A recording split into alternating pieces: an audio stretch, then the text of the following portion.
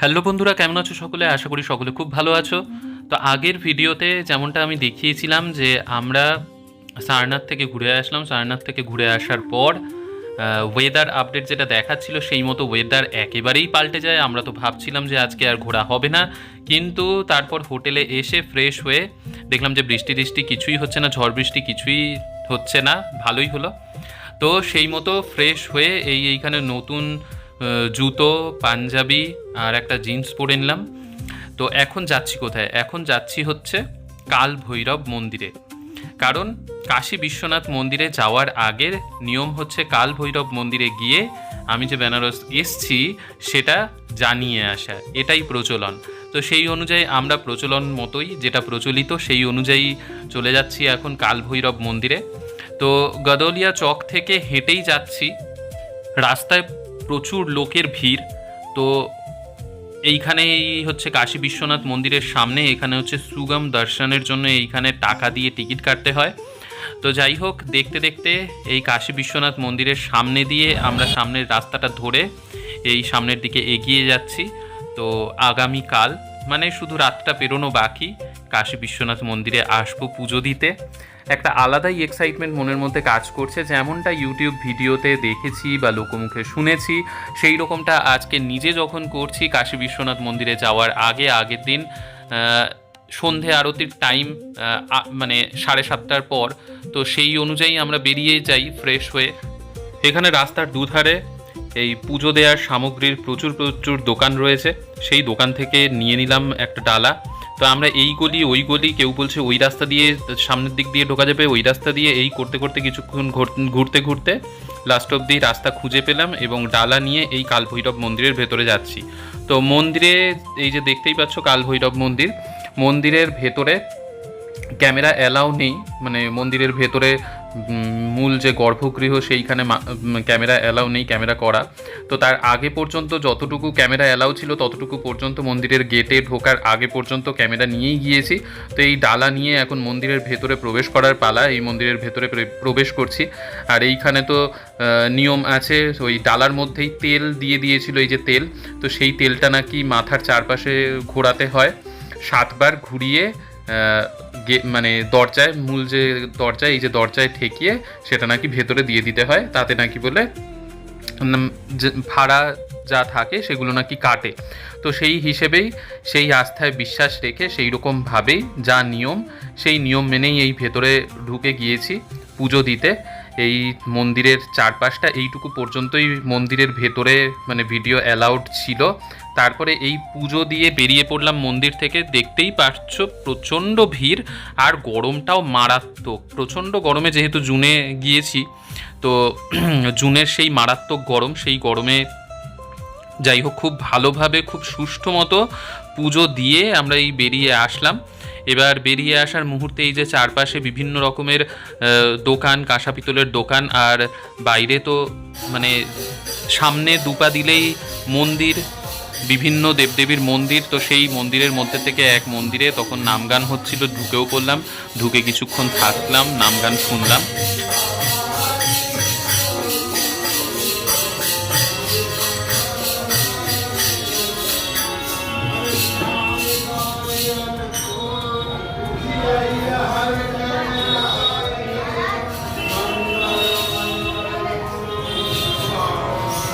তো আজকের মতো মন্দির দর্শন যা, মানে আজকের দিন, আজকেই আমরা সকালে এসে পৌঁছেছি এবং সারনাথ ঘোরা এবং মন্দির ঘোরা হলো। আর এইখানকার এক মিষ্টির দোকান থেকে, মিষ্টি প্রেমী বাঙালি হলে যা হয়, মিষ্টি খেয়ে নিলাম এবং তারপর চলে গেলাম রাত্রের খাওয়ার খেতে। এবার রাত্রে কি খাওয়া যায় করতে করতে এইখানে সাত্বিক রেস্টুরেন্ট, এইটা এখানকার বেশ নামকরা রেস্টুরেন্ট গদলিয়া চকের। তো সেইখানেই গিয়ে আমরা রেস্টুরেন্টটা ওপরে চলে গেলাম। রেস্টুরেন্টের অ্যাম্বিয়েন্সটা সত্যি খুব সুন্দর ছিল। এই হচ্ছে এখানকার মেনু কার্ড। তো মেনু কার্ডে দেখতে শুরু করলাম যে কি কি রয়েছে। তো রাত্রে দেখলাম যে থালি খাই, এইখানকার থালি যেটা স্পেশাল, তো সেই থালি অর্ডার করলাম। তো এই যে দেখতে পাচ্ছ এইখানে পেজ উল্টাচ্ছি, এই যে থালি, এই দুটো থালির মধ্যে আমি দেখলাম যে বেনারসে এসছি তো বেনারসি থালি খাই, সাত্বিক থালি না, দুটোরই সেম প্রাইস 475। তো বেনারসি থালি অর্ডার দিলাম। আর তারপর টেবিলে একটা, বলছি ঘটনাটা, একটা হাসির কাণ্ড হয়েছে। তো এই যে টেবিলে রাখা ছিল একটা জলের বোতল, ঠিক আছে। এবার জলের বোতলটা সেটা মানে নিতেই হবে সেরকম ব্যাপার নয়, তবে টেবিলে রাখা ছিল, ভুলবশত জলের বোতলটা খুলে দিই। তো তারপর জানা যায় সেই জলের বোতলের জলের প্রাইস হচ্ছে 106 টাকা। মানে অবাক করা কাণ্ড, এই যে এইটুকু জলের বোতল তার দাম হচ্ছে 106 টাকা। যাই হোক, 100 টাকার জলও খেলাম, এক নতুন অভিজ্ঞতা। তো এই রাস্তার ধারে তখন প্রায় 11:30টার মতো বাজে, রাস্তাতে লোক এখনও রয়েছে। আর যেমনটা দেখেছিলাম যে রাত্রেবেলার থেকেই কালভৈরব মন্দিরে মানে পুজো দেওয়ার পরে অনেকেই রাত্রেবেলার থেকেই লাইন দিয়ে দেয় কাশী বিশ্বনাথের পুজো দেওয়ার জন্যে।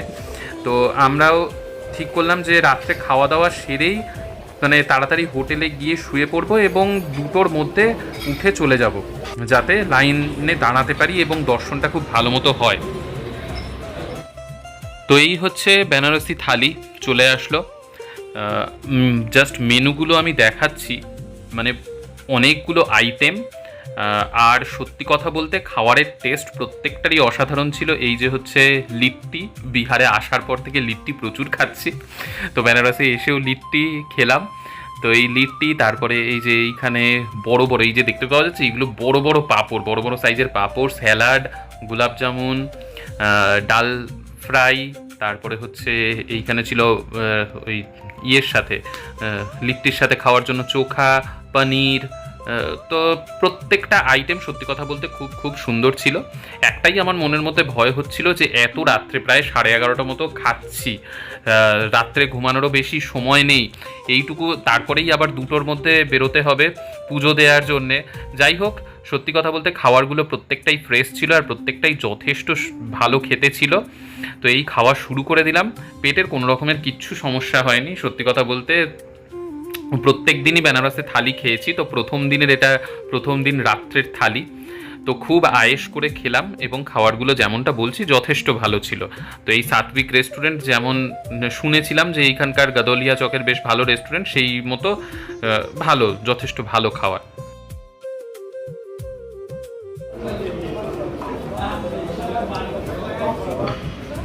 শেষ পাতে গরম গরম গোলাপ জামুনটা সত্যি অসাধারণ লাগছিল, গরমই ছিল গোলাপ জামুনটা লিটারেলি।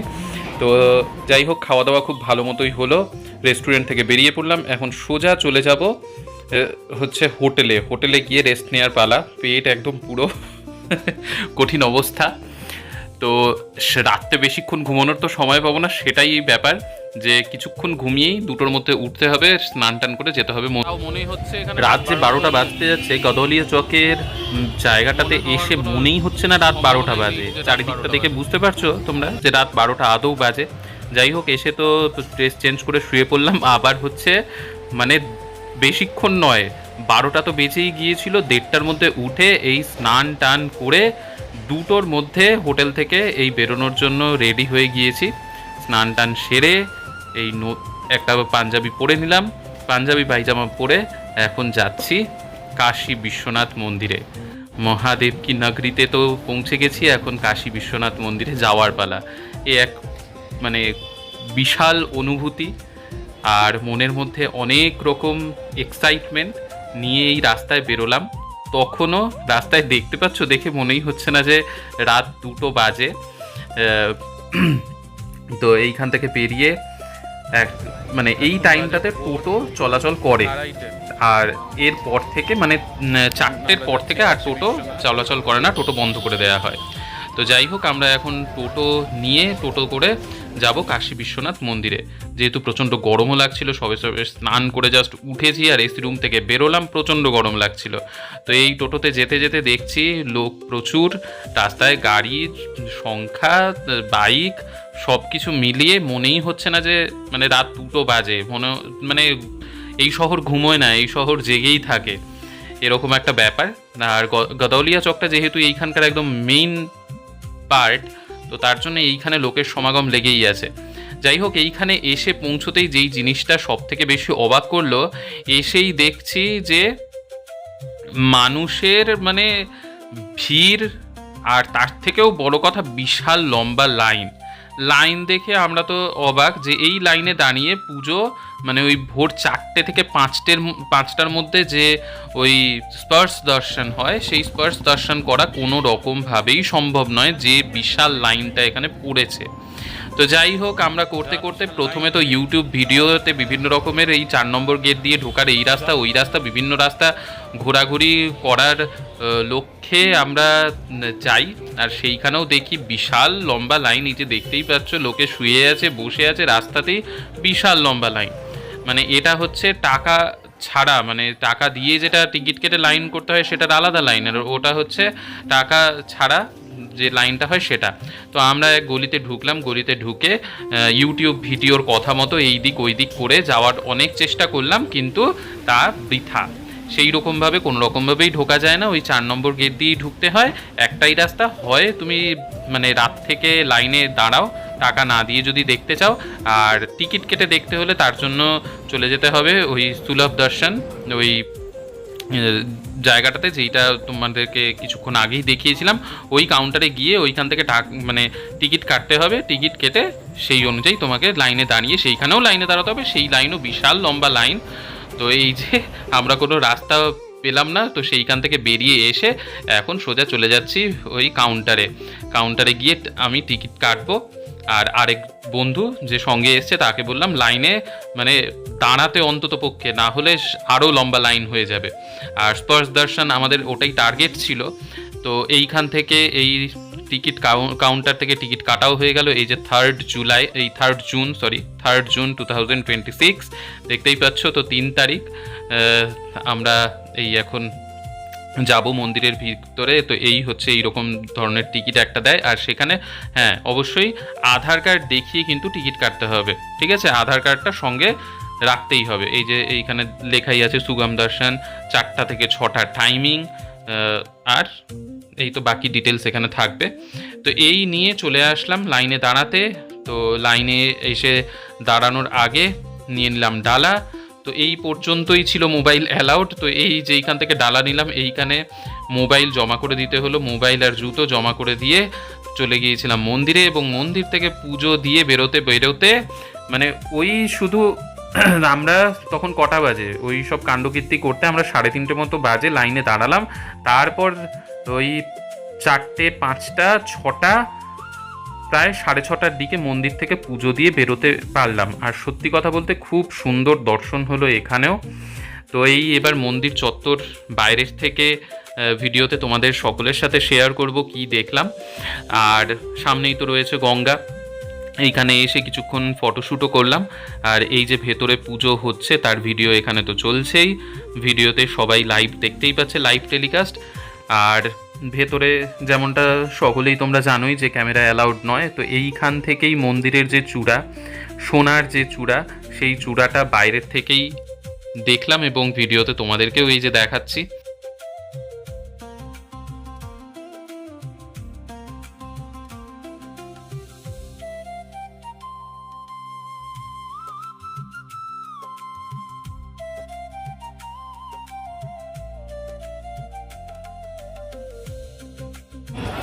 তো ভেতরে আমাদের কাশী বিশ্বনাথের পুজো দেওয়া কমপ্লিট। এই ভেতর থেকে ঘুরে আসলাম, বাইরের থেকে তোমাদেরকে ভিডিওতে দেখালাম, কারণ ভেতরে তো ক্যামেরা অ্যালাউড নেই, মোবাইল ক্যামেরা কিছুই অ্যালাউড নেই। তো এই জায়গাটা এখন কটা বাজে? এখন বাজে সকাল 6:30। লোকের ভিড় তো খুবই, ভেতরে তো ক্যামেরা অ্যালাউ ছিল না, তাই মানে প্রচণ্ড ভিড় ছিল। যাই হোক, তাও খুব সুন্দরভাবে দর্শন হয়ে গেছে। এখন এই ঘাটের এইখানে করিডোর যেটা, সেই গঙ্গার ঘাটের পাশে এখানে বসে রয়েছি। তো এই পাশটা দেখো,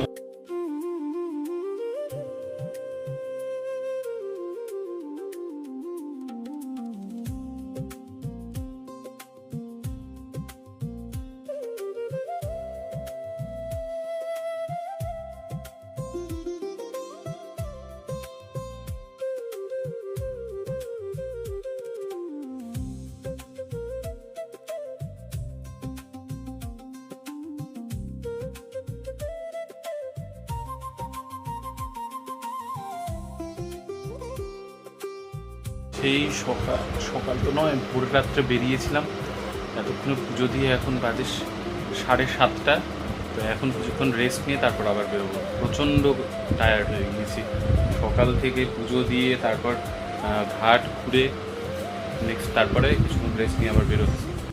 নেক্সট প্ল্যান হচ্ছে মহামৃত্যুঞ্জয় মন্দির, যে এখানকার কুয়োর জল সকলেই জানে যে খুবই বিখ্যাত।